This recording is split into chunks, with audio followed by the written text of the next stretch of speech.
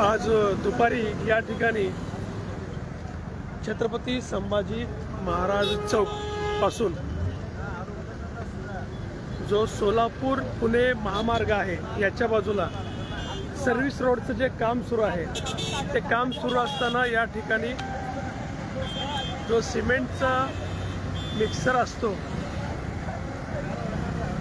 ते गाडी इथे रिवर्स घेताना पलटी झाली होती। येथील आपण हे लाईव्ह दृश्य बघतोय की या ठिकाणी JCBच्या माध्यमातून हे वाहन काढण्याचं काम सुरू आहे। विशेष म्हणजे या ठिकाणी कोणतीही जीवितहानी झाली नाही।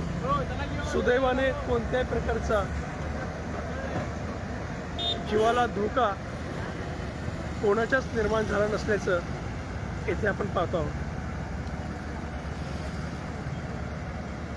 सोलापूर पुणे महामार्गावरील